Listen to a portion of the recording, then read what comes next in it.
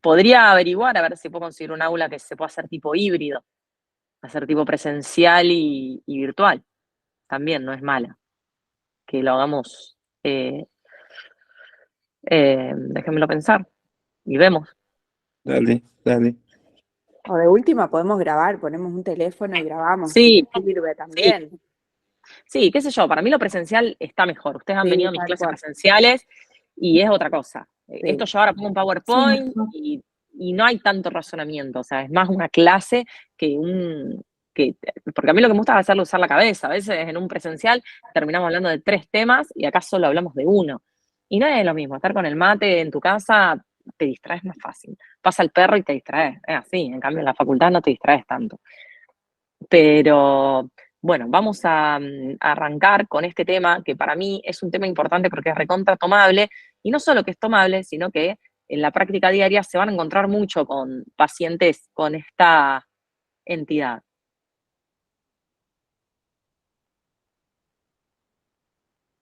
A ver, me encanta porque ahora no puedo. ¿Cómo me cuesta presentar en esta computadora?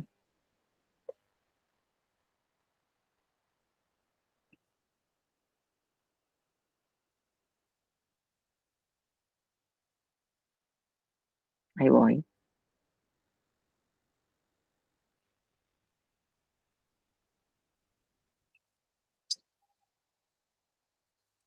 Esperen un segundo. Si cambia todo.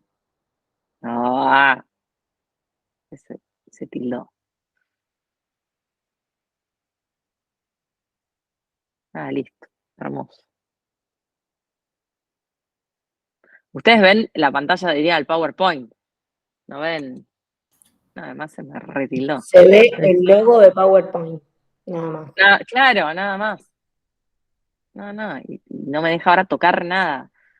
Ay, cambié la computadora y.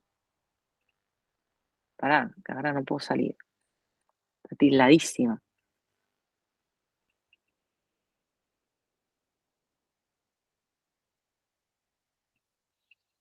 Bueno, a ver, tengo que salir y no puedo.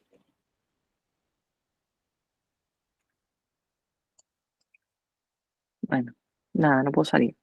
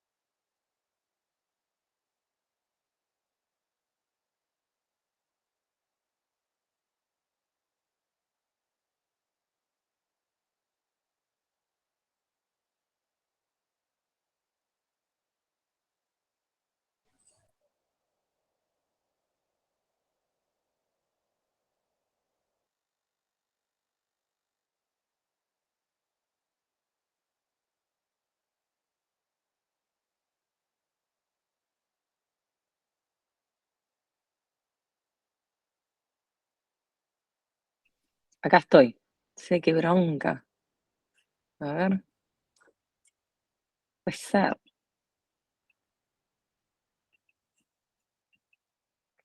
Ahora sí lo ven.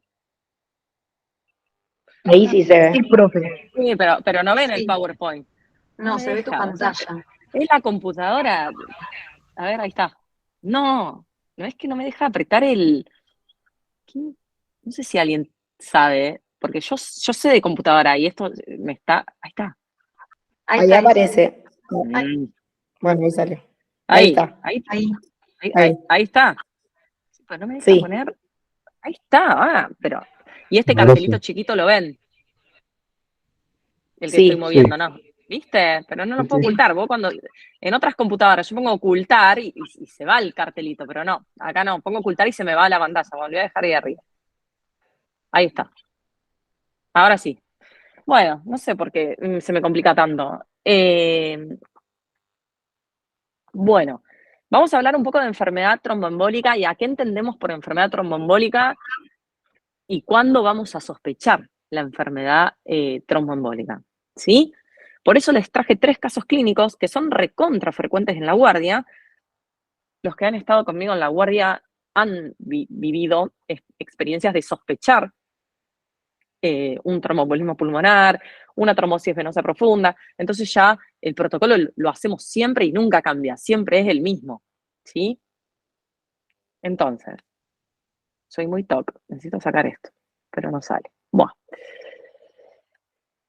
El primer caso que les traigo es un paciente masculino de 64 años que se encuentra en estudio por una masa ocupante de espacio hepática, o sea, una MOE hepática, donde se le realiza una biopsia y está pendiente el resultado, consultado por un dolor torácico retroesternal de 48 horas de evolución asociado a una disnea muy leve, de clase funcional 1.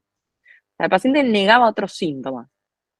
En realidad, este paciente ingresa atraído por los familiares con un moderado estado general, pérdida de peso, un poco histérico, estaba decaído, ya con un tiempo hacía bastante que el paciente no tenía hambre.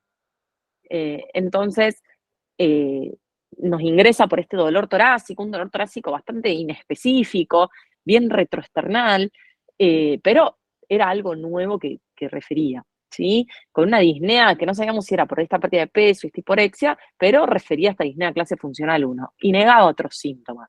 Estaba lúcido, nos podía contar todo el interrogatorio, estaba vigil, orientado, con una tensión arterial de 110/70, una frecuencia cardíaca de 110, o sea, estaba taquicárdico y saturaba 88% aire ambiente. No tenía edemas en miembros inferiores. ¿Por qué les traigo esto? Porque esto es recontra frecuente, ¿eh? El paciente cuando ingresa ni nos dice lo de la biopsia. O sea, obviamente cuando nosotros lo vemos en un dolor torácico, pérdida de peso, todo eso es como que era difícil en el interrogatorio porque era un paciente que obviamente parecía que tenía un síndrome constitucional y empezamos ahí a interrogar si tenía alguna enfermedad, nos había dicho que no, y después nos empieza a contar esto de que tenía una MOE hepática. Obviamente el paciente estaba bastante negado, no quería asumir que eso podía ser maligno, y estaba la biopsia pendiente. Entonces, porque esto es difícil, porque ustedes les toman esto en un examen, hoy porque sabemos que vamos a hablar de enfermedad tromboembólica, entonces ustedes me dicen, un TEP, sí, obvio. Pero cuando ustedes están frente a este caso clínico en un examen y nadie les dice que te van a tomar TEP, es difícil pensar en un TEP acá. Entonces yo les quiero dar algunos datos para que no se olviden.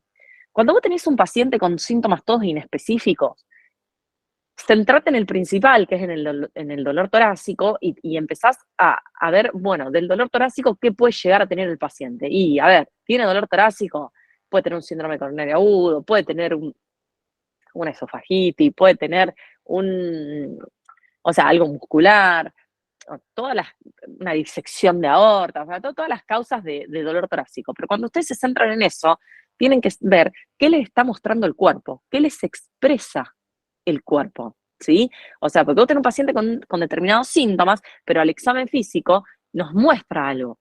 Nos muestra que está orientado, está vigil, está, en ese sentido, está neurológicamente bien, pero tiene una tensión arterial normal, y taquicárdico, ¿sí? Está taquicárdico. O sea, esa taquicardia, siempre a la taquicardia no la minimicen. Nunca minimicen la taquicardia, ¿sí? Porque en el momento que ustedes minimizan la taquicardia es el momento que se pierden la sospecha diagnóstica. Acá el cuerpo nos muestra que hay una taquicardia frente a una desaturación. ¿Será hipoxemia? ¿No será hipoxemia? Y no lo sé, pero está desaturando y está taquicárdico. Entonces ahí ya empezó. O sea, por ejemplo, un síndrome coronario agudo, ¿qué signos vitales yo espero tener? Hipotensión. El síndrome coronario agudo, estando en un shock, estarían tipo en un shock cardiogénico. No es lo más frecuente. ¿Usted qué esperarían encontrar un dolor torácico de un síndrome coronario agudo? Taquicardia, hipertensión. Hipertensión. Taquicardia puede ser, no está mal. ¿Qué más? Síntomas vasovagales. Síntomas neurovegetativos, como sudoración, palidez. Sí, es lo que... Disnea más marcada, a un grado un poco mayor, quizás. Claro. Y... Sí. Ver si hay algún Claro. miembro. O sea, las características del dolor serían un poco diferentes. Estaríamos hablando de un paciente capaz que con más factores de riesgo cardiovascular, una hipertensión. O sea, el paciente casi siempre viene hipertenso, no hipotenso. El hipotenso viene, si vos tenés un paciente con un dolor retroesternal, hipotenso, ¿cómo estaría clínicamente? ¿Hipotenso? Desorientado. Signos de hipoflujo cerebral. ¿Qué más? Signo de Con los hipoperfusión. miembros. Extremidades frías. Claro, el famoso frío, el paciente sudoroso frío, puede estar un poco cianótico, puede estar, porque se te está entrando en shock cardiogénico. O sea, un síndrome con un dolor retroesternal en el contexto de una hipotensión arterial, ojo al piojo, revísenlo bien, porque puede estar entrando en shock, puede estar en una insuficiencia cardíaca en shock. A ver, ¿qué otros signos tendría? Capaz que tendría unos rales crepitantes y basales, tendría una ortopnea. ¿Me explico? Acá hay una desaturación con una taquicardia. Y un dolor torácico ahí, y con un factor de riesgo muy grande. ¿Cuál es el factor de riesgo muy grande? La masa ocupante del espacio. Claro. ¿Y por qué? ¿Qué significa eso? Porque la masa ocupante de espacio Porque el paciente... es un estado de hipercoagulabilidad. Claro, el paciente con cáncer son pacientes que suelen hacer enfermedades tromboembólicas, muy frecuentes.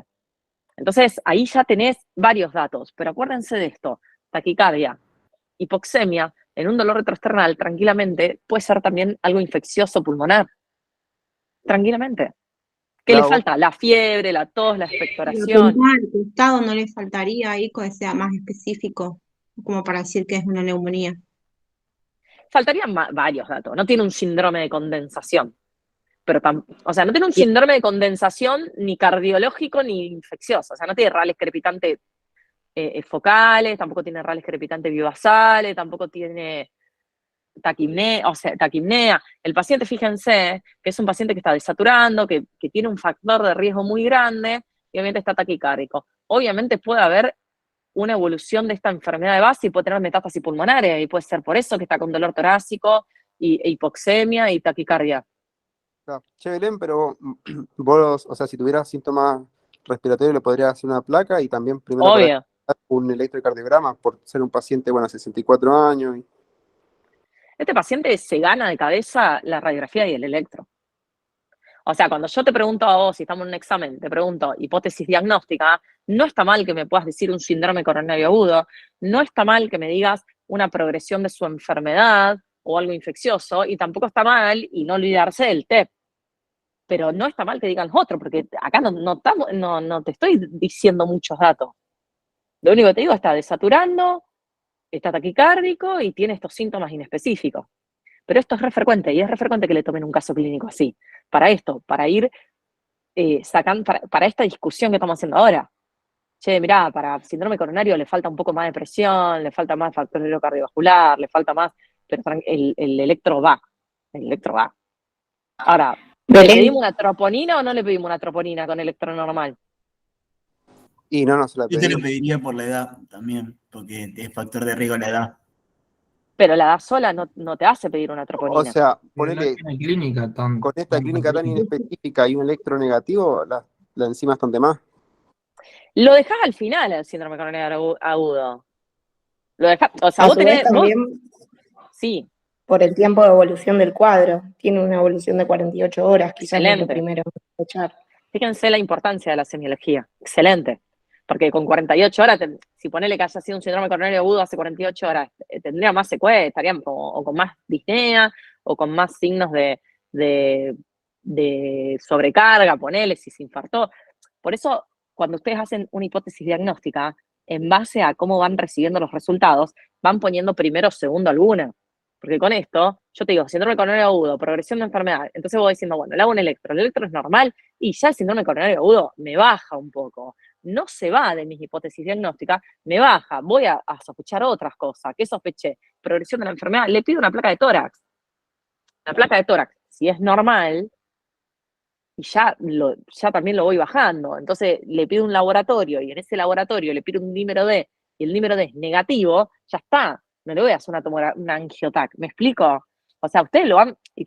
Este ordenar las hipótesis diagnósticas van en base a cómo le voy haciendo los estudios complementarios. Y esa es la idea de los integradores, que ustedes puedan razonar este caso clínico. Porque si yo les tomo este caso clínico en un examen, ustedes me resbalan un montón, pero porque es difícil. Entonces está en eso, charlar, decir, che, mirá, yo puedo sospechar un síndrome coronario agudo, pero no. ¿Qué suma? Ustedes acuérdense de esto, ¿qué suma y qué resta? Suma la edad y el dolor, nada más. O sea, no suma nada. Dos criterios. ¿Qué suma para TEP? Y suma la hipoxemia, la taquicardia, que esté normotenso, el dolor torácico retroesternal de 48 horas de evolución, y obviamente suma un montón el antecedente de esta enfermedad neoplásica activa, porque ni siquiera está haciendo tratamiento específico. Está esperando la biopsia. Esperando la biopsia. Entonces, y ahí ya gana mucho más el TEP, acá. Mucho. ¿Y qué tiene para progresión de su enfermedad? Un montón también. Entonces, yo sin una radiografía de tórax mostrándome una progresión pulmonar, tranquilamente puede estar pelea ahí mano a mano con el TEP. ¿Sí? Pericarditis. ¿Qué le falta para la pericarditis? Fiebre. Fiebre. La fiebre, los síntomas bien de Fiebre. infeccioso. Y no desatura la pericarditis, chicos. ¿Por qué te desatura? ¿Qué le falta para una insuficiencia cardíaca? Ingurgitación yugular, Edemas. el La edema. clínica. La clínica. O sea, no tiene un síndrome de condensación. Entonces, esto es un caso. Acuérdense, los factores de riesgo importantes para la enfermedad tromboembólica, o sea, el tumor está, y hoy en día entran un montón de pacientes oncológicos a la guardia, y cualquier tipo de síntoma inespecífico como disnea, dolor torácico, siempre sospechar el tromboembolismo pulmonar, más en estos pacientes, ¿sí? Fíjense el caso, estos son dos casos reales de levaperón. El tema que este paciente, el primero, no era una moda hepática, sino que era pancreática. Pero es real este paciente. Esto también es real, es la abuela de un alumno mío que me llamó para preguntarme. Es una paciente de 72 años, en tratamiento oncológico, pero sin cáncer activo, ¿sí? La paciente se presenta a la guardia, no, esta no es la que me presentó el alumno, es la otra. Esta paciente se presenta a la guardia por un cuadro de dolor torácico retroesternal, fíjense ya de intensidad de 8/10, asociado a decaimiento y dolor en miembros inferiores. Hemodinámicamente está estable, pero te trae un ecodoppler de miembros inferiores con una trombosis venosa profunda. Nada, facilísimo. Acá no tenés mucha chance de errarle. Pero acá, ¿qué se puede agregar como diagnóstico? ¿Diferencial o para sumarle? Sí, diferencial. Sí, pues para sumarle también, no está mal.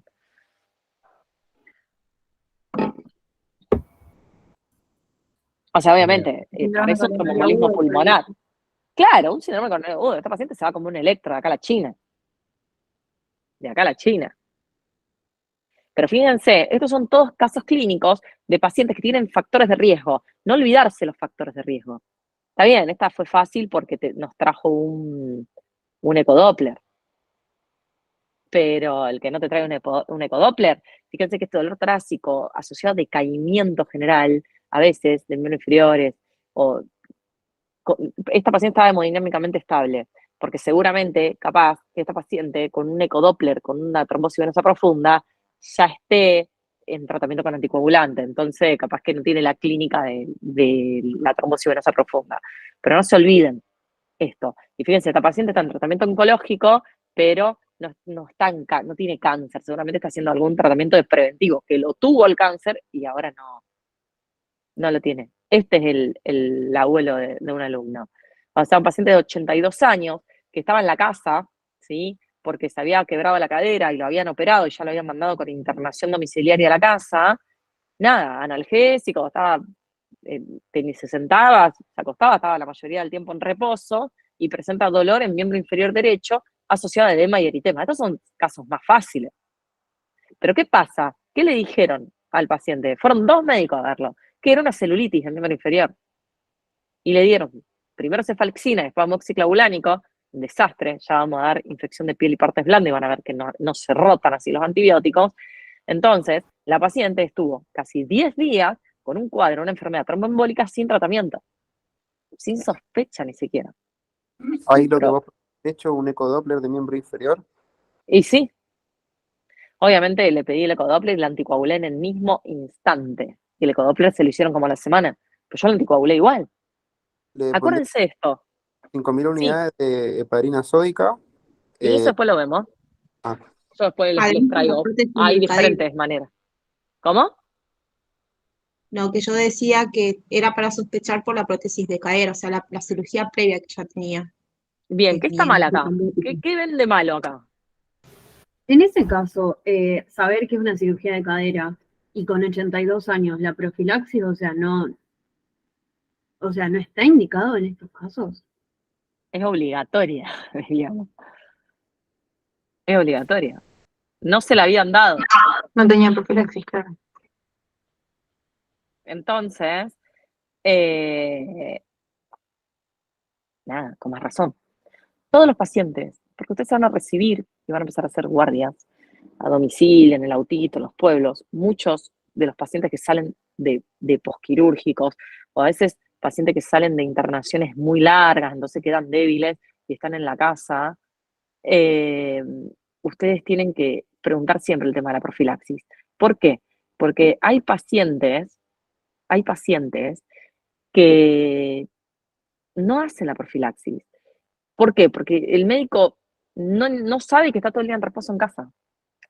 Como que dice, bueno, porque a veces hay posoperatorios de cadera donde el paciente tiene que movilizarse rápido. Hay prótesis de cadera que hoy en día te permiten una deambulación rápida. Entonces vos en ese caso, a veces no le hacía la profilaxis, raro, pero ponele, vamos a pensar como que el médico no le erró. Entonces ya vos decís, bueno, la mando a la casa y ¿qué hago? Le hago caminar rápido. Si la paciente ya se puede mover y hace kinesiología todos los días, no hace falta la profilaxis. Ahora, una paciente de 82 años que sabemos que su recuperación va a ser más lenta, y sí, la profilaxis va, más que nada para evitar. Igual, ojo, si la paciente está con profilaxis, no significa que no te haga la trombosis, porque está con dosis de profilaxis. Entonces, independientemente de si tiene o no profilaxis, la importancia de sospecharlo y pedirle un ecodoppler, ¿sí? Pero fíjense, son 2 factores de riesgo, los posquirúrgicos, el tema del cáncer, ¿sí? Antecedentes ya de enfermedad tromboembólica. Cuando yo hablo de enfermedad tromboembólica, hablo de enfermedad tromboembólica venosa, ¿sí? Si hablo de vena, se obstruyen las venas. Y dentro de esa enfermedad tromboembólica yo voy a tener la trombosis venosa profunda, cuadro recontra frecuente, y el TEP. Es re difícil diagnosticar el TEP, no es fácil. A veces nosotros lo sospechamos de más y a veces no llegamos al diagnóstico y lo seguimos sospechando, porque la bibliografía está un poco desactualizada, habla mucho del centellograma, ahora vamos a hablar un poco, pero acuérdense que hoy ya con tomografía lo podemos. Lo importante es que ustedes lo sospechen. Si lo sospechan, por lo menos empezamos bien. Y todo paciente taquicárdico, hipoxémico, ojo al piojo. A ver, sin fiebre, sin otros síntomas, obvio. Pero si vos tenés un paciente que viene con una clínica inespecífica, una disnea ahí, media, taquicárdicos, desaturando un poco, o vos le ponés el oxígeno y alivia, empezá a preguntarte si tiene factores de riesgo si tiene factores de riesgo de hipercoagulabilidad. Pregúntatelo. Y le preguntás, interrogás al paciente, interrogás al familiar, lo vas viendo, ¿sí? Y ahí le vas pidiendo el laboratorio. Nunca se sospecha el tromboembolismo como única entidad, pero siempre está metido. Entonces, por eso me gusta dar este tema, porque más que nada en la PFO y en clínica médica, en los finales se toma. Obviamente la PFO se toma más lo práctico y en clínica médica se toma esto, a qué se denomina enfermedad tromboembólica, cuáles son los dos cuadros que involucran esta entidad, que es el TEP y la TDP. Y obviamente, acuérdense que la trombosis venosa profunda no solo se da en miembros inferiores, sino que se da en otros vasos. Ustedes pueden tener una trombosis, que nosotros tenemos un montón, de la vena porta. O sea, tenemos pacientes que tienen factores de hipercoagulabilidad, ¿sí? Y muchos pacientes con cáncer de ovario, yo que soy oncóloga lo veo, entonces vos le haces un ecodoppler abdominal, sería del lecho esplenoportal, y tiene una trombosis en la porta. ¿Y eso qué te da? Como clínica. Hipertensión Los portal. colaterales. Hipertensión portal, y en base a eso, después de la hipertensión portal, Sí, colaterales. claro, claro. Sí. Entonces, por eso siempre es importante sospecharlo. Porque uno tiene en cuenta la enfermedad tromboembólica y dice, nada, trombosis venosa profunda, en miembros inferiores, edema, dolor, Hollow positivo y TEP, disnea. Ojalá fuese así, no es tan así. Hay otros lugares donde hacen trombosis, la trombosis en miembro superior también es frecuente. Yo lo veo un montón, yo tengo mucho manejo de esto porque tengo muchas pacientes con esto. Pero ustedes en la guardia lo tienen que sospechar. Ante el mínimo factor de riesgo, mínimo síntoma inespecífico, se sospecha, ¿sí? ¿Por qué? Porque tiene elevada morbimortalidad. Hay muchos pacientes que se mueren por tromboembolismo pulmonar, hay muchos pacientes que quedan con muchas secuelas por esta trombosis venosa profunda o por esta hipertensión pulmonar producida por el TEP, ¿sí? Vayan interrumpiéndome si quieren, Profe, respecto al Sí. último caso que comentaste, es un comentario nomás. Yo conozco 2 casos de 2 chicas jóvenes de 30 años que tuvieron un cuadro exactamente igual, el eritema y el dolor en miembro inferior, y en los 2 casos también el error diagnóstico en donde se le diagnosticó un cuadro infeccioso. Lamentablemente una de las 2 chicas falleció porque hizo un tromboembolismo pulmonar impresionante y sus únicos 2 factores de riesgo era el consumo de anticonceptivos y que había tenido un viaje reciente en avión. Eran los únicos 2 factores de riesgo. Como pero no son menores. Sí, no, obvio. Pero bueno, y ninguno de los médicos lo diagnosticó y lamentablemente el cuadro avanzó. Mirá, yo tengo una paciente, yo a los pacientes que tienen cáncer, cuando ellos, yo tengo muchos pacientes que les gusta viajar porque saben que están en sus últimos años de vida y empiezan a viajar. Y en el público son pacientes que viajan en colectivo o en tren. Bueno, ahora una paciente mía se va la semana que viene al norte, o sea, se va en tren. ¿Cuántas horas son de tren? Más de 12 horas de tren hasta el norte. Bueno, yo le di profilaxis a esa paciente. O sea, Claro. y sí, o sea, vos sabés que tenés un paciente con, o si no, por ejemplo, mirá este factor de riesgo, varices. O sea, vos tenés un paciente con muchas varices, un terreno varicoso tremendo, que le ve las piernas y tiene golfo, tiene una insuficiencia venosa, o sea que hay mucho éxtasis venoso en el miembro inferior. Y va a irse a Europa en avión, que son 13 horas, esa paciente tiene que hacer profilaxis. Claro. Y además le podés poner esas tipo Las caserías vendas elásticos. elásticas, También de compresión. obvio, Le decís que se cuando vaya. recontra usan. Pero viste que vos ustedes se reciben y no lo hacen. Pero ¿por qué no nos enseñan esto? Lo aprendés después que te enterás de estos casos. Pero por eso siempre está bueno saberlo. No solo porque es muy raro que lleguen a la muerte, o sea, esto fue una mala suerte, pero chicos también, si una paciente joven que tenga una celulitis en miembro inferior, ponele, raro, ¿por qué no tener celulitis en miembro inferior una paciente joven?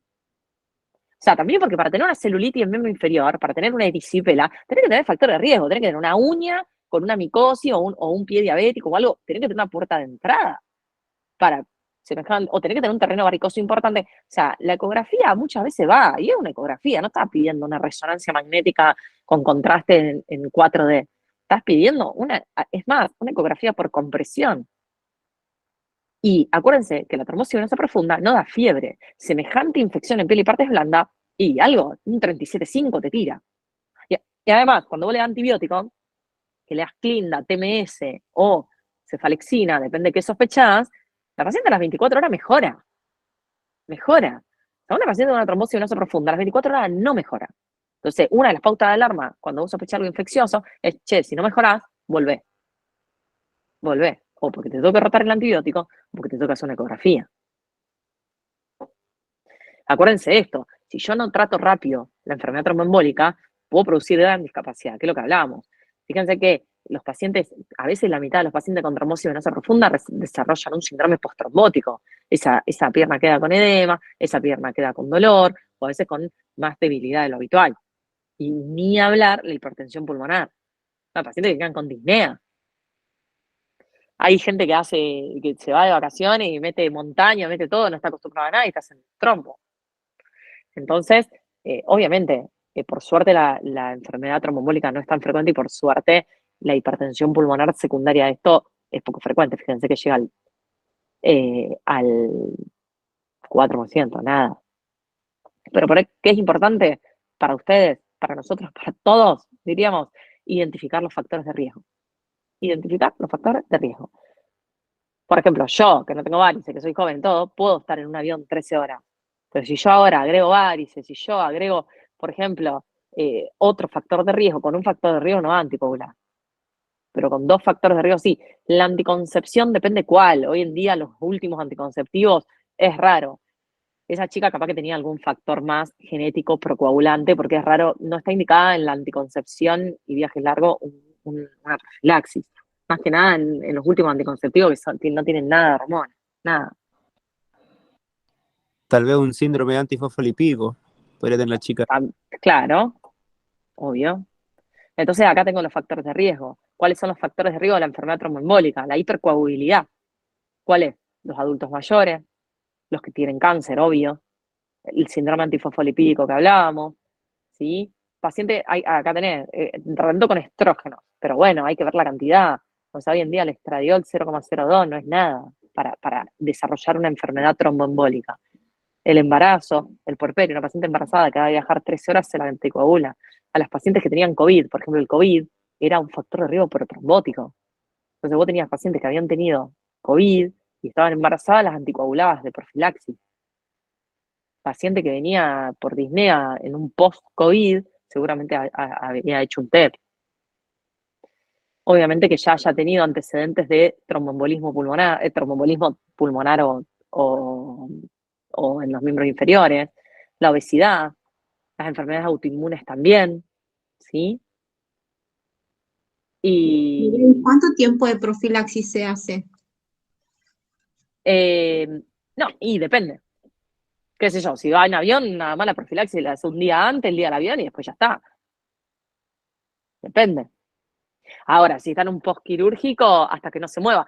Miren, yo trabajo en un geriátrico, mi familia tiene un geriátrico y yo trabajo ahí como médica, y yo, por ejemplo, los pacientes que vienen de las internaciones largas por neumonía y todo eso, que sé que los voy a tener acostado, yo a veces le hago 3 días de profilaxis, hasta que el kinesiólogo los empieza a mover. Una vez que el kinesiólogo los empieza a mover, chau. Si pasa más del 50 o del 60% del día en la cama, ahí la hace la profilaxis. Bien, gracias.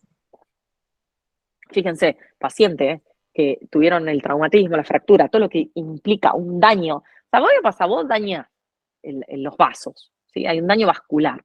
¿Por qué? Porque tuviste una cirugía, porque te hicieron un catéter, o porque tuviste un traumatismo, una fractura. Eso aumenta la reproductividad, aumenta la cascada de coagulación y hace que a veces los mecanismos inhibitorios no funcionen tanto y porque está muy activada la cadena.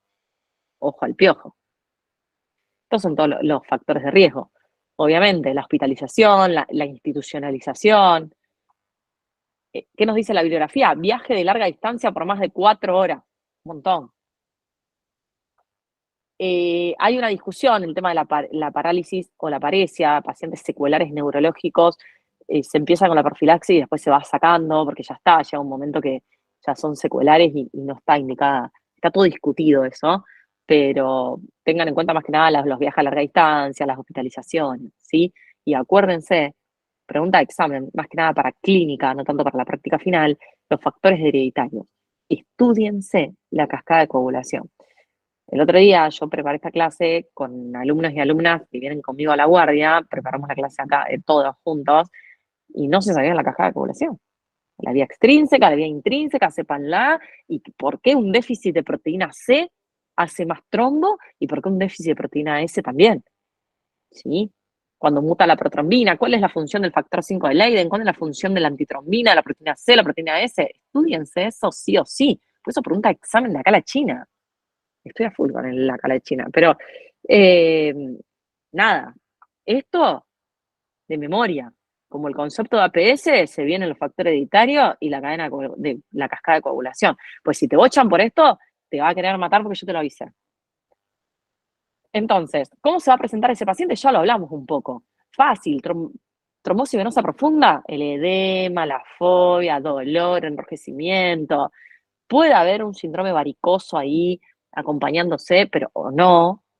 Acuérdense que la diferencia de diámetro a veces es muy notoria, o sea, son más de 2 centímetros. Nosotros, cuando éramos yo cuando era residente de clínica, le poníamos el centímetro y comparábamos con el centímetro. Si era mayor a 2 centímetros la diferencia, era criterio para tener una TBP, o sea, teníamos que sí o sí buscar una ecografía. Y dentro de lo que es el tromboembolismo pulmonar, también ya lo hablamos un poco. Este inicio súbito de la disnea te la refiere el paciente, ¿eh? Y es re inespecífica la disnea, porque no tiene tos, no tiene expectoración, no está acompañada de síntomas respiratorios. O sea, es disnea, solo disnea. A veces son pacientes que aumentan su disnea habitual, el dolor torácico, recontra inespecífico, y no se olviden la taquicardia, la taquipnea. Y acuérdense de esto, el tema de la hipoxemia. El paciente desatura y le pone el oxígeno y se siente re bien. Y eso es porque alivias mucho la hipertensión pulmonar secundaria. ¿Se puede presentar con síncope? Sí. O sea que cuando demos síncope vamos a dar como diagnóstico diferencial el TEP. Obviamente vas a sospechar frente a un síncope, a un paciente que tuvo un síncope, un TEP si tiene factores de riesgo cardiovascular. Mareos. Bueno, después si está chocado, nada, es re difícil. A veces viene el paciente con disnea, mucha disnea, hipotenso, chocado, y ese paciente es el que se te va a morir en la cara, y a veces esa muerte así tan rápida y con mucha disnea, sin fiebre, sin nada, y con factores de riesgo, suelen ser tromboembolismo masivo. O sea, eso nos pasa muchas veces con los oncológicos, están re bien y vienen con una disnea tremenda, progresiva, y en 3 horas se mueren. Y eso es bien de un tromboembolismo. Obviamente le das medida de confort, no llega a hacer mucho. La medida de confort y el paciente se muere bien, no se muere sufriendo. Fíjense esto, es importantísimo. De cada 10 pacientes que vos veas con tromboembolismo pulmonar, 7 van a tener trombosis venosa profunda. Aunque pocos van a ser los que tengan síntomas. Te viene con la disnea todo y en los miembros inferiores no tiene nada y después le hace una ecografía y tiene trombosis venosa profunda. Entonces es importante eso. Acuérdense que es mucho más frecuente cuando vos tenés un TEP, tener una TBP, que cuando tenés una TBP, tener un TEP. Si el paciente tiene una TBP, es raro que tenga un TEP, pero siempre hagan una placa de tórax, satúrenlo, denle las pautas de alarma de la disnea. ¿Sí? ¿Alguna duda de esto? Porque vamos a ir ¿cuándo lo vamos a sospechar?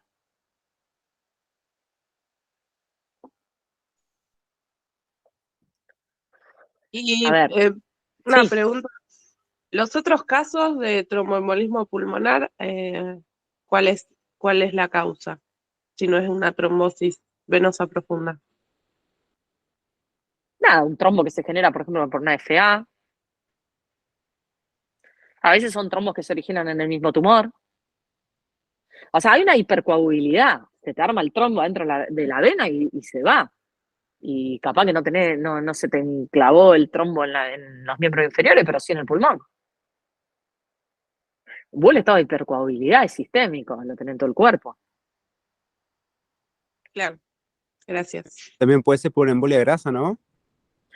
Sí, pero ojo, pero no estaríamos hablando de enfermedad tromboembólica. O sea, venosa. La embolia grasa tiene otra fisiopatología. Sí, la clínica es igual. Tiene el factor de riesgo. De un TEP. Sí, obvio. Una fractura de fémur. Claro, pero ahí viste vos, no sabes si una embolia grasa o tranquilamente puede ser también un tromboembolismo pulmonar. La embolia grasa se da más rápida. porque en el momento de postquirúrgico inmediato. Es muy raro que el paciente te haga y a veces en el contexto de profilaxis, el paciente está anticoagulado todo y empieza con una disnea súbita, progresiva, la embolia grasa es más, mucho más clínica, te da mucho más clínica. Pero vos lo tenés con profilaxis. A veces no sabés si es un trombo venoso por grasa o por hipercoagulabilidad. Lo sospechás por esto, porque sí, bueno, una fractura de cadera, un traumatismo, una fractura expuesta. Pero a eso, como lo vas a hacer profilaxis sí o sí, si te hace la clínica, seguramente se da por embolia grasa.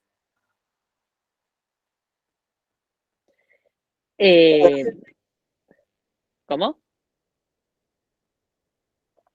Entonces, yo siempre digo lo mismo. Cuando vos tenés un paciente con síntomas inespecíficos y signos vitales ahí, taquicárdicos o que estén hipoxémicos, vos tenés que pensar en la probabilidad clínica que ese paciente tenga una enfermedad tromboembólica. Entonces vos en la cabeza, cuando mires al paciente y lo estés revisando, te vas a preguntar, che, ¿este paciente tiene probabilidad clínica de tener una enfermedad tromboembólica? Y ahí vas a tener en cuenta el dímero D. Porque esas son las dos cosas que te van a ayudar. La probabilidad clínica de ese paciente con el dímero D. Esas dos cosas te van a llevar a vos a ver si le haces un estudio complementario o no le hace nada. ¿Sí? Son las dos herramientas que vas a usar. Profe, ¿Cómo? Sí. me queda una duda cuando hablaban de los factores de riesgo. Entonces, por ejemplo, un paciente de 60 años que va Sí. a viajar solamente por 12 horas, que solamente tiene como factor de riesgo la edad, ¿lo anticoagulamos? No, tenés que tener más de 2 factores de riesgo, no. Ahora, si tiene 60 años, igual es re joven, chica, mi mamá tiene 61 y está divina. O sea, estamos hablando de adulto mayor es más de 70 primero. Y estamos hablando, si un mayor de 70, obeso, con síndrome varicoso, tiene muchas varices, nada, ese paciente sí. Pero si no tiene varices, el paciente no es obeso y tiene 70 años, ha viajado 2 horas, no. Si no, todo el mundo en un avión estaría anticoagulado. Listo, gracias. No. Después, cuando yo hablo de probabilidad clínica, hablo de qué probabilidad tiene este paciente por los síntomas y signos que tiene y por los antecedentes. Y ahí está el famoso score de Well, ¿sí? El score de Well es lo que ustedes más o menos estuvimos hablando hasta recién, nada más que se hace en un cuadrito y suma puntos. Esto, pregunta examen. ¿Qué es el score de Wells? El score de Wells es un score que te va a dar determinadas características clínicas que suman un determinado puntaje. Vos sospechás, che, este paciente puede tener una enfermedad tromboembólica. Bueno, a ver, le hago este puntaje. Che, mirá, me da mucho puntaje. ¿Sí? Fíjense. El mayor puntaje es, a ver, ¿tiene signos clínicos de TBP? Dolor, enrojecimiento, edema miembro inferior. Sí, bueno, chau, 3 puntitos, ya te lleva a casa 3 puntos. Es un montón. Ahora, otros diagnósticos menos probables. Neumonía, y no parece, uno tiene fiebre, no tiene tos con expectoración. Síndrome coronario agudo, tengo un electro normal, no tiene un dolor torácico con síntomas vasovagales, no está hipertenso, no tiene factor de riesgo cardiovascular, ¿sí? Fíjense que la taquicardia es un criterio de score de Well, o sea, que la taquicardia siempre está, salvo que cuando un TEP, esta es una pregunta media tramposa, pero cuando un TEP no tiene taquicardia, además de estar descompensándose, obvio, pero ¿cuándo? Que vos decís, che, me puede estar Puede tapando ser la cuando hay taquicardia. shock cardiogénico, por ejemplo. Te hace un shock. ¿Cómo? Cuando hay signos de shock. Saquemos la gravedad. Acá la Pero gravedad. un paciente está bloqueado, por ejemplo. Claro, obvio. Encima el paciente con insuficiencia cardíaca tiene riesgo de trombosis. La tiene, digo, encima está beta bloqueado, te cagó la frecuencia cardíaca. Pero ahora, si un paciente que siempre maneja 60 y te viene con 90, está taquicárdico. ¿Me explico? Ojo, porque este punto, en los pacientes que están beta bloqueados, a veces no te sirve. Ah, no tiene TEP porque no, está con disnea, todo, pero no está taquicárdico. Ojo, porque puede estar beta bloqueado. Obviamente, la inmovilización por más de 3 días, fíjense que la cirugía en el mes previo sin profilaxis, porque después te pasa eso. Ustedes tienen que ser muy buenos interrogadores acá. ¿Te operaste? Bueno, te estás moviendo. Si se está moviendo, es muy difícil que te conten. Ahora, si el paciente no se está moviendo, Y ahí ya es para considerar. Eso, la movilización posquirúrgica es lo importante. Ni hablar si ya tuvo antecedente de trombosis. Y fíjense que un punto solo da la enfermedad oncológica, pero si te viene un paciente con un cáncer, que está taquicárdico, como este paciente el primero, que no le encuentra otro diagnóstico, ahí ya tenemos 4, tiene 5.5. Ya tiene una probabilidad moderada. ¿Sí? La hemoptisis, nada, suma un punto. Es muy difícil que un TEP te dé hemoptisis, yo nunca vi, pero tranquilamente te lo puede dar, está dentro de los scores. Después te dice que vas a medir si vos tenés una probabilidad alta. A mí no me gusta esto tiene más de 6 puntos, le hago un ataque. Si tiene 5, no le hago. Acuérdense de la sospecha diagnóstica. Si vos realmente pensás que es un TEP, igual si vos pensás que un TEP por algo lo estás pensando, o sea que más de 2 puntos va a tener seguro, a ese paciente le va a pedir un dímero D. ¿Sí? Ahora, si tiene todo inespecífico, es joven, no está taquicárdico, satura bien, no toma anticonceptivo, no tuvo trombosis previa, no tiene síntomas miembros inferiores y no tuvo una cirugía, ni tampoco está inmovilizado, ¿para qué mierda pienso en un TEP? ¿Sí? Perdón por lo guasa. Entonces, yo tengo un paciente con mucha sospecha, mucha, y el dímero D va de la mano con la tomografía. No espero al dímero D para la tomografía. Ahora, yo tengo una sospecha moderada y ahí hago el dímero D, y si el dímero D me da negativo, ¿qué significa eso? Que me descarta la probabilidad de Te lo descarta. Te lo descarta. ¿Por qué? Porque sí o sí el dímero D, ¿qué es el dímero D? Es un subproducto de la fibrina. De la degradación de la fibrina. Bueno, esa es una pregunta de examen. Entonces, es muy fácil que te dé positivo, porque una degradación de la fibrina se puede dar por cualquier cosa. Si un paciente que está cursando un posquirúrgico, tranquilamente te puede dar un dímero D alto, y no significa que tenga un TEP. Porque hay mucha degradación de la fibrina, porque está cicatrizando, estuvo sangrando por la cirugía, ¿me explico? Por eso es muy inespecífico. Acuérdense que el dímero D tiene un valor predictivo negativo alto. Si es negativo, descarto el TEP, voy a buscar otra cosa, me quedo tranquila. Ahora, si es positivo, independientemente del valor, acuérdense que te dicen obviamente más de 500, pero sí, depende de qué laboratorio usen, pero si es mayor a 5, por ejemplo, en el EVA Perón, ese paciente va a hacerse un angiotac. Este cuadrito a mí me encanta, lo saqué de Google, obvio, porque es muy claro, los factores de riesgo que estuvimos hablando recién, y después, este paciente tiene un TEP de acá a la China, pedirle el dímero D, pero seguramente ya le voy pidiendo la angiotac. Paciente con cáncer es un paciente que tiene riesgo de hacer un TEP, por lo menos lo meto en el angiotac. Este paciente del primer caso, que tiene una enfermedad oncológica, que está pendiente la biopsia, que viene por disnea, que está desaturando y ese paciente tiene todas las chances de tener un TEP. Ese paciente, yo le pedí el dímero D, era obvio que le iba a dar positivo porque tiene una enfermedad oncológica activa que degrada mucha fibrina, así que le pedimos la angiotac de entrada, ¿sí? O sea, no esperamos el dímero D, obvio que dio positivo. O sea, cuando tenés mucha probabilidad,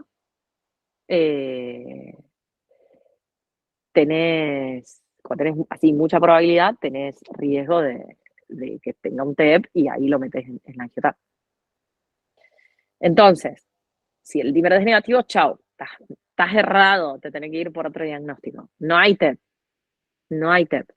Eso también es pregunta de examen. Al no ser tan específico, es como yo dije, tiene un valor predictivo negativo alto. Es muy sensible a la degradación de la fibrina, pero muy poco específico para decirte que hay un TEP. Te dice, no hay TEP, pero bueno, nada más, es lo que te puede dar el dímero D. ¿Sí? Acuérdense que es fácil, es barato, se hace en todos lados, se saca sangre del paciente y se espera, es rápido. ¿Sí? Y bueno, nada, esto lo dice la bibliografía y por eso puse el Bart con el micrófono, porque esto es como para tirar ahí en el examen. Con estas dos cosas, con la probabilidad clínica, que es semiología pura, sumado a un dímero D, ya tenés casi el 90% de probabilidad de saber si el paciente tiene una enfermedad tromboembólica o no. No hace falta hacer estudios invasivos, ¿sí? Nosotros, para la trombosis venosa profunda, si el paciente tiene mucha clínica, le hace la ecografía, pero la angiotac pulmonar la vas a definir mediante la clínica y el número D, ¿sí? Interrúmpanme, si quieren. Ahora, ¿qué pasa? Vos tenés un paciente que o tiene ya una sospecha grande de tromboembolismo pulmonar, o ya tiene el diagnóstico de tromboembolismo pulmonar, sin nada en miembros inferiores, o un paciente que no tiene sospecha de tromboembolismo pulmonar, pero tiene clínica en miembros inferiores, o ascitis, u otros lugares así de trombosis, ¿sí? Edema en otros lugares, ascitis, edema en miembro superior. Entonces, a ese paciente le vas a pedir una ecografía de entrada, y hay diferentes maneras de hacer ecografía. Tenés la ecografía por compresión, ¿sí? Que la ecografía por compresión no es lo mismo que el ecodoppler, es menos sensible. O sea, ¿qué hace? Comprime la vena y fija el nivel de compresión. Si esta vena está obstruida, no va a comprimir tanto y ellos te dicen alta sospecha de trombosis venosa profunda. No es tan específica, no te dice, che, acá hay un trombo, ¿sí? Lo que se hace es se empieza a comprimir toda la pierna, todo el sistema venoso. Y después, por ejemplo, podés hacer el ecodoppler. Nosotros en el EVA Perón hacemos ecodoppler, pero a veces cuando no está el que hace ecodoppler, porque es una especialidad del ecografista hacer ecodoppler, si están los recientes o algo así, nos hacen eco por compresión. Pero ojo, porque si tiene mucha clínica y la eco por compresión es negativa, ojo porque puede tener una trombosis venosa profunda. Ahí le tenés que pedir el Doppler. O lo anticoagulás hasta que le hagan el Doppler. Yo a veces hago eso. Lo anticoagulo igual, por lo menos hasta que tenga el Doppler. Trato de evitarle que no me haga un tromboembolismo pulmonar. Ahora, si yo tengo un edema en miembro superior, si yo tengo una ascitis que no es por cirrosis, que no es por nada, y sospecho una trombosis de vena porta o de vena axilar, a esos pacientes está bueno pedirle la angiografía, ¿sí? Nosotros le vamos a pedir angiografía por TAC o por resonancia. Se pide por TAC. Igual ahora hay especialistas en ecodoppler que te hacen unos Doppler divinos del eje esplenoportal. En el parque hay uno que hace eje esplenoportal, hay otro que te hace circulación axilar. Entonces son médicos que están especializados en Doppler y te pueden localizar el trombo. Y acá está la pregunta de examen. Listo, tengo el caso clínico con alta probabilidad clínica, le pedí un dímero D, el dímero D medio positivo, voy a ir a un estudio. ¿Cuál es el estudio GOL estándar? Hoy, ya está, saquémonos la bibliografía que leen ustedes del año 90, que decía centellograma. No, hoy sí o sí se hace la angiografía pulmonar. ¿Por qué decimos angiografía pulmonar por tomografía? Porque se usa una bomba a un ritmo de infusión diferente, o sea, no es cualquier tomografía, tenés que tener el protocolo de TEP. Vos tenés que pedir angiotac pulmonar con protocolo para TEP. Porque ¿qué se hace? Se espera un rato, se hace una bomba que va administrando va administrando contraste de una manera constante y te va haciendo todo el árbol pulmonar. Y vos vas a ver cuál está obstruido. A veces, las de pequeños segmentos, los trombos de pequeños segmentos no se ven en la angiotac. Pero cuando tiene una alta sospecha, nosotros lo anticoagulamos igual. Pero acuérdense eso. Alta probabilidad clínica, dímero de positivo, angiotac.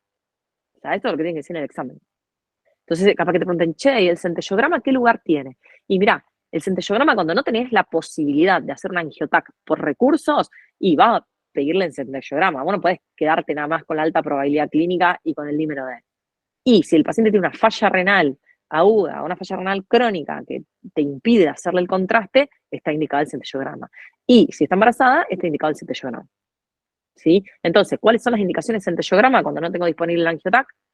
O cuando esta angiotac está contraindicada. ¿Por qué? Porque está embarazada, o porque tiene una falla renal, o porque es alérgico al contraste. ¿Sí?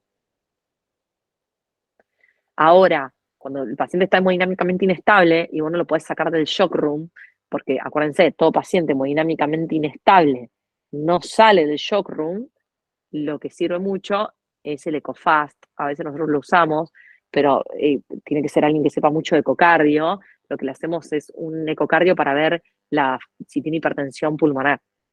O sea, si tiene aumento de las cavidades derechas, si tiene...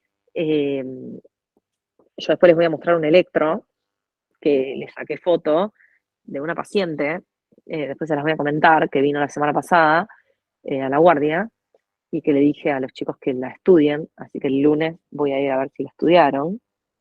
Es una que tuvo un TEP, después le voy a contar bien cómo fue, y bueno, esta paciente por suerte no se descompensó, pero cuando vos tenés paciente descompensado, le haces un ecocardio transesofágico o un ecocardiograma transtorácico y le medís las presiones de toda la circulación derecha. Si tiene hipertensión pulmonar, es sugestivo, altamente sugestivo, de una trombosis pulmonar, ¿sí? ¿Se entiende? ¿O les hice mucho lío? Entiendo. No, sí se entiende. Entonces, listo, alta probabilidad. Che, este paciente sospecha un TEP, la clínica, por esto, mirá el score de Well, me da alto, listo, le pido un dímero D positivo. Bueno, chao, le hago una angiotac. La angiotac me dice que hay un trombo, listo, ya está, tiene un tromboembolismo pulmonar. ¿Cómo está hemodinámicamente? ¿Está inestable? Ese paciente va de hemodinamia. O le hago una trombólisis con estreptokinasa, siempre y cuando no tenga contraindicaciones de tromboembolítico. ¿Sí? Esa es la única indicación de que el paciente entre en hemodinamia, esa es la única indicación de que el paciente haga una trombólisis con una estreptokinasa o con un PTT, lo que quieran. Después, hemodinámicamente estable. El paciente está estable, como estos que les mostré a ustedes. Son pacientes que están taquicárdicos, un poco hipoxémicos, pero están. A esos pacientes los voy a anticoagular. ¿Sí? Obviamente, si el paciente tiene un compromiso pulmonar importante, lo voy a dejar internado unos días hasta estabilizarlo bien, y si no, si tiene solo una trombosis venosa profunda y con un TEP, que el paciente está dentro de todo bien, lo puedo mandar a la casa anticoagulado, asegurándome que está anticoagulado, ¿sí? Entonces, vamos a hablar un poco de anticoagulación. Para hablar de anticoagulación, se tienen que saber el mecanismo de acción de los anticoagulantes. No lo sabían el otro día que yo estaba preparando esta clase. Nadie lo sabía. Y es pregunta de examen, y por eso los bochan. Y son fáciles. Además, si vos al paciente le indicás un anticoagulante, tenés que saber qué le está indicando, por dónde actúa. Entonces, si ya empezamos de entrada a aprender la cascada de coagulación, y con eso saber dónde puede estar la alteración genética, y después, ya sabiendo la cascada de coagulación, sé dónde actúan los fármacos, un lujo. Sos buen médico. Vas a saber que el tratamiento anticoagulante voy a tener una fase aguda que tengo que anticoagularlo ya, tengo que empezar rápido la anticoagulación, después lo voy a mantener, y voy a mantenerlo, depende del factor de riesgo, a veces anticoagulo por 6 meses, a veces por una semana, a veces por un año, y a veces para toda la vida. Eso va a depender el cuadro clínico. Eso cuando ustedes estudian los cuadros clínicos separados van a decir anticoagulación por un año, anticoagulación indefinida, ¿sí? Y acá tenemos, se los puse en foto para que no se olviden, los 3 anticoagulantes que usamos nosotros. La enoxaparina es la jeringa, el famoso Clexane, que es la jeringa que ustedes ven, que ya viene prellenada, ¿sí? Que es la heparina de bajo peso molecular. ¿Mm? ¿Qué mecanismo de acción tiene la enoxa? ¿Alguien sabe? O sea, ella potencia lo que sería la función de la heparina. La heparina potencia la acción de la antitomina 3. ¿Y qué más? Y bloquea o inactiva el factor 10. 10A. Muy bien. Excelente. Eso es pregunta de examen. No es tanto la trombina. Eso. Inhibe el factor 10. ¿Y el factor 10? ¿En qué parte de la cascada de coagulación está? En la común. Sí, estudienlo. Porque me encanta que responde una nada más. Si yo pregunto otras cosas, la bien triste. Si yo pregunto otra, en realidad es la común, es la que llega, es el fin, diríamos. Es el objetivo de las dos. Pero acuérdense de esto, estudienlo a esto, pues esto lo toman. lo toman. Y no solo porque lo toman, porque tienen que saber. O sea, yo le estoy indicando un anticoagulante al paciente, por lo menos tengo que saber. Por lo menos tengo que saber que le estoy indicando. La enoxa es una heparina de bajo peso. La heparina de bajo peso es una heparina que inhibe el factor 10 y se administra mediante vía subcutánea. Entonces, ¿cómo lo controlo yo? Si tengo que pedirle un laboratorio para ver si está anticoagulado o no, ¿qué le pido? Si está con enoxa, ¿Pedí el KTTP? El tiempo de protrombina. vos le pedí el tiempo de protrombina del KPTT. ¿Y qué mecanismo de acción tenía? ¿Te va a alterar la enoxa, el KPTT y el TP? No. No, porque es No, dosis dependiente, porque no es requiere. El RIN se pide, ¿no? Ajustada. ¿Por qué RIN? ¿Qué mide el RIN? No, Ah, no. La ah. radiación internacional. ¿Qué inhibe El RIN la es enoxa? para los anticoagulantes orales. La ¿Qué? enoxa no es dosis dependiente, no requiere. Sí hay un mecanismo para ver si yo lo tengo bien o no anticoagulado. No lo uso tanto, porque como es dosis dependiente, como es muy efectiva y tiene una vía de administración que es buena, no la usamos, pero hay una manera. ¿Qué inhibe la enoxa? Se viene con el KPTT. No, pedí escúchame, ¿qué La inhibe? vitamina el factor 10. Inhibe el Por factor favor. 10. El factor 10 activado. Qué suerte que no me ven la cara. El factor 10, entonces, ¿qué le va a pedir en el laboratorio? Factor 10. El factor Y 10. sí, y sí. ¿Y para qué mierda estudian la farmacocinética y farmacodinámica si después dicen cualquier cosa? Si yo tengo un paciente que ya está con acenocumarol, ¿qué el acenocumarol, vía oral, anticoagulante, qué mecanismo de acción tiene? Antivitamina K. Inhibe la vitamina K. Muy bien. Entonces, si inhibe la vitamina K, ¿en dónde está involucrada? ¿En qué parte de la coagulación? En los vitamina K dependientes. Tal cual. 2, 7. ¿Y qué te va a alterar? El KPTT. La vía extrínseca y el RIN. El RIN. Claro, el RIN. Estudian. ¿Se dan cuenta que Claro, los y el RIN. integradores sirven para esto? Porque ustedes, ¿cuántas clases habrán escuchado de enfermedad tromboembólica? Miles. ¿Cuántas veces lo leyeron? Miles. Y esto no lo saben. Pero no lo saben, no ustedes, nadie de todos los que yo hablo, de todos los estudiantes que pasan por al lado mío de la práctica final, que digo, bueno, listo, tiene un TEP, chicos, vamos a anticoagularlo. ¿Cuál es el mecanismo de acción de la enoxa? ¿Cómo sé que está bien anticoagulado o no? No lo saben. Bueno, a partir de esta clase lo van a saber si no los fajo. O sea, a partir de la semana que viene que van a venir conmigo al hospital, el que no lo sabe, lo echo. Usted tiene que saber lo que administran. Son los médicos, son los que le indican. La enoxa se controla así. Nosotros no la solemos controlar porque, como dijo la compañera, son fármacos seguros, son dosis dependientes y no lo hacemos. Pero ¿qué pasa? Si vos tenés un paciente que está anticoagulado con enoxa y viene con hemorragia, yo tengo que dosar el factor 10 para ver si está recontra anticoagulado, porque hay pacientes que son más sensibles y a ese paciente le tengo que reponer el factor 10. ¿Y cómo se lo repongo? Reponiéndole plasma y sangre, transfundiéndolo. ¿Me explico? No es lo mismo que si está con acenocumarol y viene con hemorragia, ¿cómo lo freno? Con vitamina K. Claro, ¿se entiende? Si yo le pongo vitamina K a la enoxa, no voy a hacer nada. ¿Se entendió? Se escucha mi voz de fondo y me encanta, porque parezco re mala. Entonces, bien, la enoxa, acuérdense, la jeringa, pónganse, silénciense, porque si no se rebota mucho mi voz. La enoxa, heparina de bajo peso, la administro subcutánea. Va a la ladera. Profe, ¿Cuál es una la consulta. dosis? ¿Cuál es la dosis? Sí. Miligramos, Yo había- kilogramo día. Sí, la duda, O sea, vamos a la duda. Bien, yo tengo, primero que todo, la consulta, yo tengo 1 miligramo kilo a cada 12 horas. Esto sería la dosis terapéutica.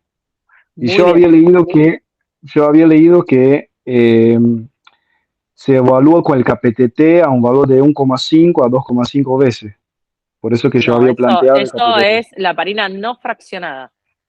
Claro, la sódica. No la, Sí, no sí. la de bajo Bien. peso. Sí, claro.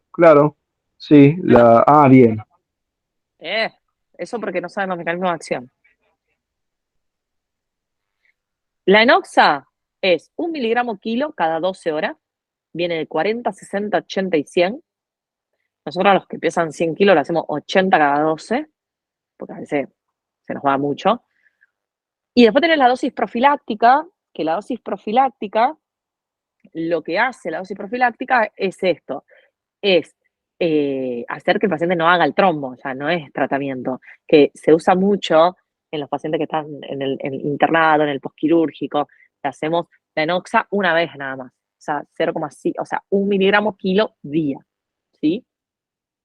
Es re cómodo, pero como es caro, nosotros a veces tenemos pacientes oncológicos que tienen una enoxa todos los días de su vida, de ahí hasta que, ¿sí? O el síndrome antifosfolipídico en el embarazo, la enoxa la usaban mucho en el COVID, en las pacientes embarazadas, se reusa la enoxa. Acuérdense que da plaquetopenia como efecto adverso, pero hay que controlar las plaquetas, ¿sí? Si está muy plaquetopénico, bajo la dosis. Profe, una pregunta. ¿Me puedes repetir la dosis que justo me cortó? La de Es tratamiento.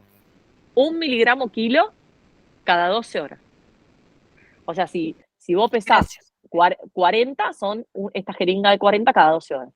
Si pesás 80, una de 80. Viene de 40, de 60, de 80 y de 100. Siempre redondeás. O sea, si pesás 65, la haces de 60, no pasa nada.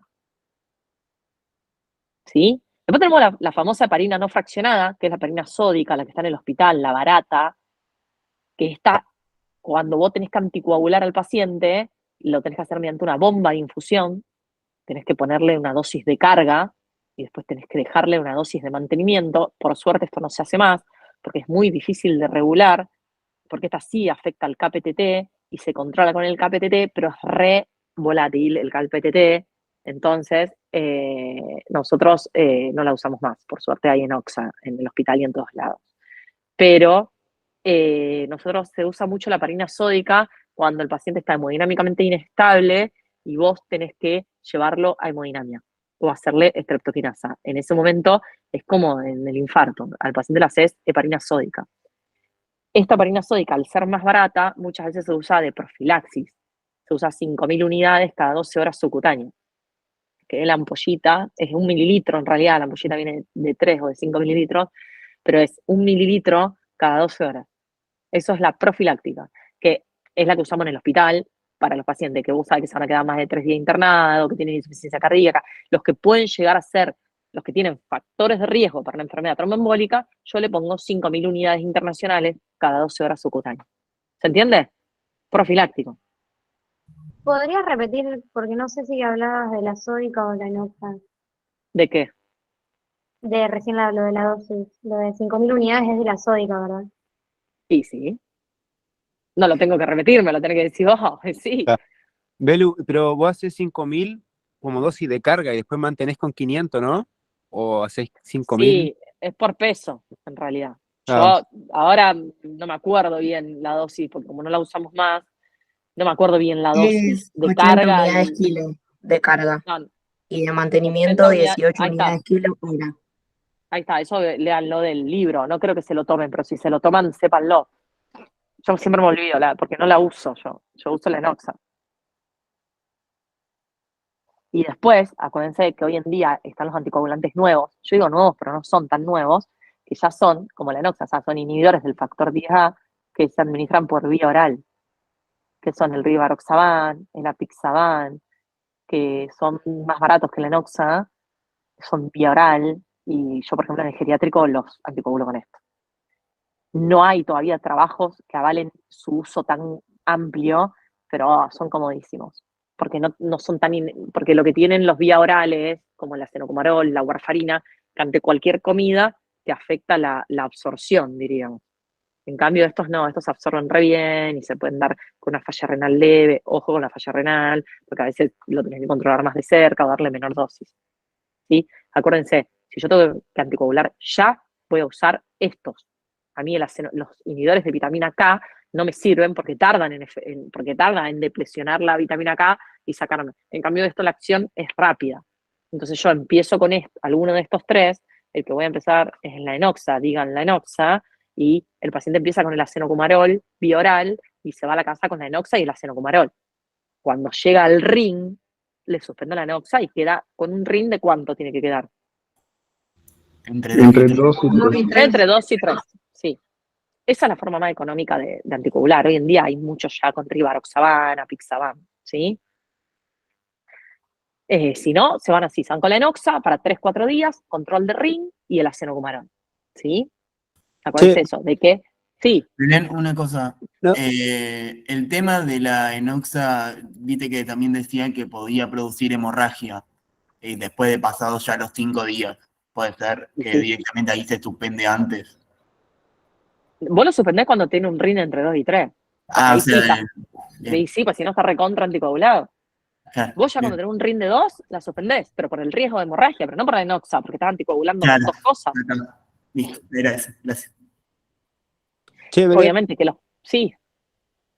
no, mi pregunta era, vos dijiste que daba fibrinolíticos, pero esos se dan cuando han pasado como 3 horas y pasaron más, ya no te sirve la Ya fibrinolítica. sirve, tiene que ser en realidad lo mejor es en la primera hora, como todo fibrinolítico, tanto en el síndrome coronario como, y si no, hasta 3 horas, ya después de 3 horas. El tema es que si vos pensalo así, vos vas a usar el fibrinolítico cuando el paciente está hemodinámicamente inestable, está en shock. Ya 3 horas no te va a vivir el paciente en shock. Claro, pero ponele, entonces le No lo va a poder usar porque no va a tener más pacientes. y te pregunto, ¿en la TBP no utilizaba entonces fibrinolítico? No. Elena, aprovecho a hacerte una pregunta que es bastante específica. Conozco un caso, en realidad un familiar, que tuvo un ascenso en el recuento plaquetario por un fenómeno autoinmunitario, o sea, estaba con un cuadro de polimialgia reumática y hubo un ascenso de las plaquetas acompañantes que se planteó como un fenómeno reactivo. Ese recuento plaquetario elevado, ¿lo expone a un riesgo trombótico? O sea, ¿se requiere alguna medida preventiva o no?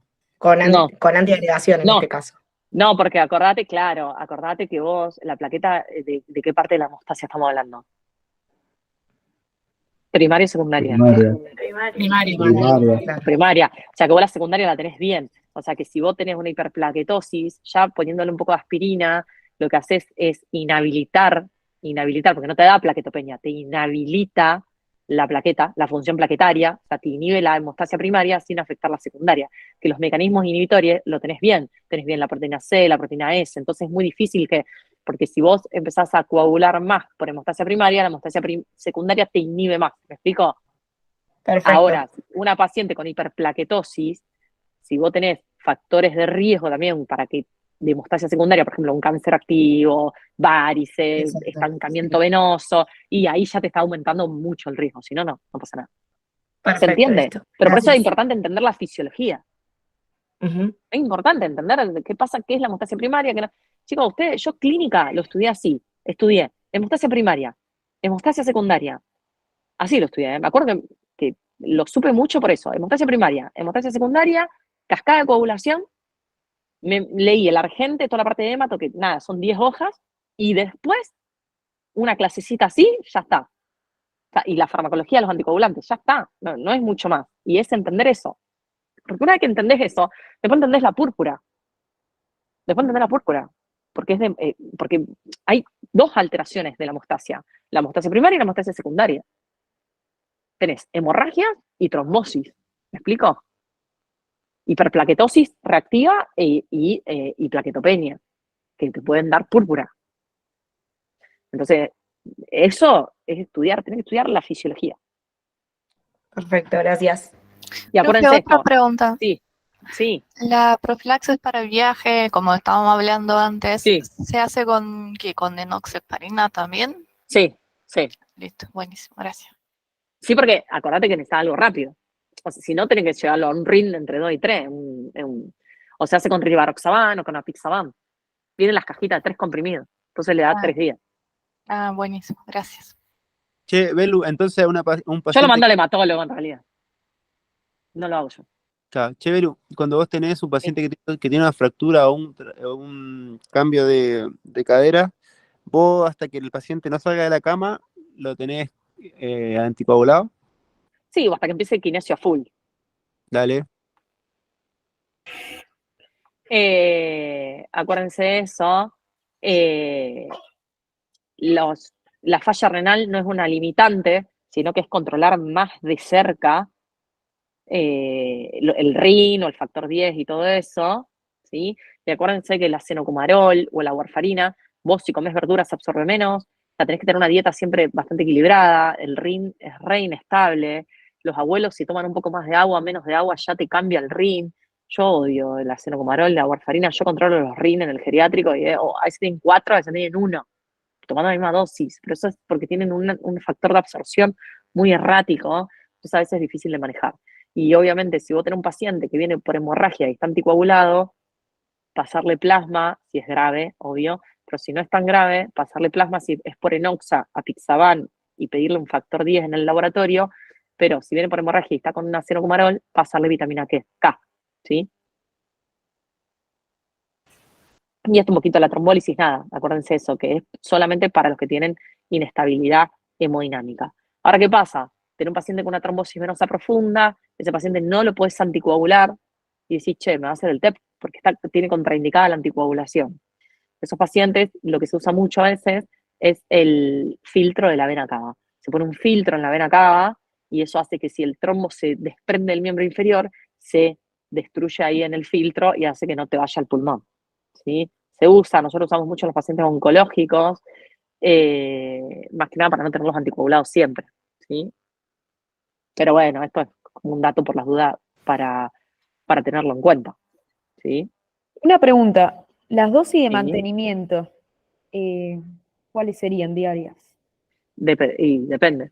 Porque, por ejemplo, si vos vas a hacer un acenocumarol y va entre 1 y 4 miligramos, entonces tenés que ver cuál es la dosis. Vos empezás con 1 miligramo por día. Sí. Y si no llega a RIN, lo subís a 2. Si se te pasa mucho, decís, bueno, un día hace 1 y un día hace 2. Un día hace 1 y un día hace 2. Es muy arbitrario. El apixaban, el rivaroxaban tienen dosis fijas, 10 miligramos, 20 miligramos, depende de la droga, y la enoxaparina, acuérdense, es 1 miligramo kilo cada 12 horas. Bien. ¿Y el RIN cada cuánto se controla siempre? Y depende. Lo empezás controlando una vez a la semana y después cada 15 días, después una vez al mes. Listo, gracias. Belu, una pregunta. ¿Puede ser que los ajustes del aceno se hagan de a 20%? Sí, depende. Hay diferentes maneras. Cada hematólogo tiene su manera, lo puede hacer cada 20% a veces, o si no, le sacas un día o le bajás así día por medio. Depende cuánto. No es lo mismo tener un ring de 7 que tener un ring de 3,5. Depende Y del en el ring. transcurso del tratamiento de mantenimiento, por ejemplo, vos haces un TEP, seguís, no sé, 4, 5, 6 meses con aceno. ¿Lo vas Sí. pidiendo cada cuánto el Sí. ring? Y si ya se estabilizó y sabes que el cuerpo se adaptó y todo, una vez al mes. Es insoportable. Es más, ahora viene el aparatito, viste, tipo la Q-Check, que te toma el ring. Entonces se pinchan el dedo y ellos van viendo el ring y se van acomodando la dosis. Pero ya se está usando mucho el rivaroxaban y todo eso. Che, Belu, te puedo hacer una pregunta de Que no se tromboembolismo. controla el ring ahí. Sí. La la TB de superficial, ¿vos haces solamente tratamiento sintomático o también anticoagulás? La tromboflebitis superficial depende. A veces lo que nosotros hacemos es profiláctico, más que nada porque alivia mucho el dolor, hacemos una enoxa por día, pero lo que hacemos mucho es heparina local. O sea, qué sé yo, yo tengo muchas tromboflebitis, pacientes que que hacen quimio y se le inflama y se hacen trombos chiquititos en las superficiales. Ahí le ponemos heparina en crema y le hacemos enoxa profiláctica, que alivia mucho el dolor. A veces se infectan, le damos cefalexina, pero no se anticoagulan. O sea, acuérdense, si yo tengo una trombosis venosa en la femoral superficial, ¿qué significa? ¿Es venosa o profunda? ¿Es superficial o profunda? La En superficial la femoral superficial. es profunda, ¿no? Es profunda. Acuérdense de eso. Porque las Que afectas.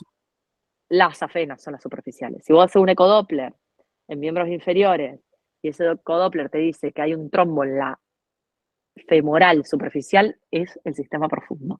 Las afenas son las superficiales. Eso es una pregunta tramposa. O sea, lo va a tratar con una enfermedad tromboembólica, si es la femoral superficial.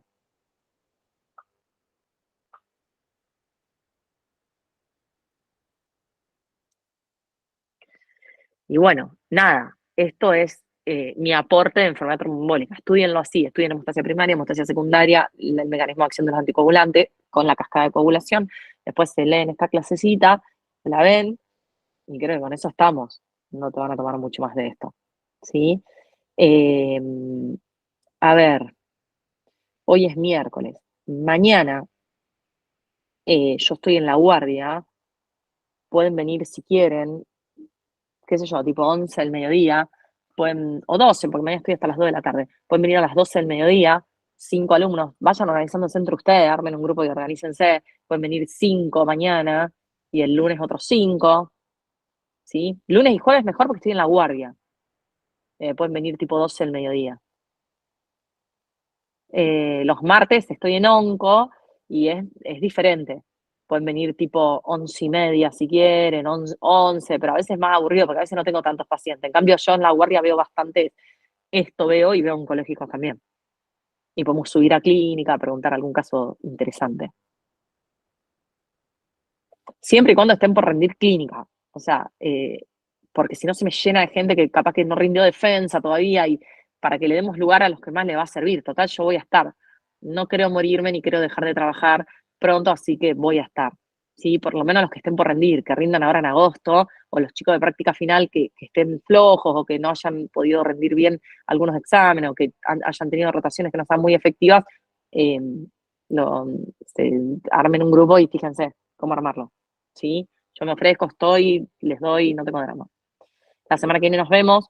Voy a ver, vamos a dejarlo así, miércoles de la semana que viene, 2 de la tarde, hacemos presencial en la facultad. Voy a tratar de buscar un aula para hacerlo híbrido, pero vamos a dar síndrome cíclico de Matos. Y la otra semana, cuando la facultad ya esté cerrada, les voy a dar leucemia, linfoma y síndrome de lisis tumoral virtual. Y la última semanita del receso, ¿podemos dar algo o no? ¿Sí? ¿Alguna duda?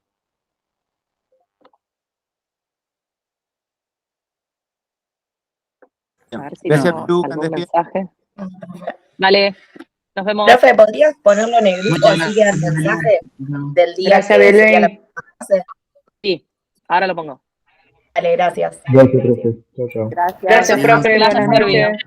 Chau, gracias. Adiós. Profe, nosotras queremos ir.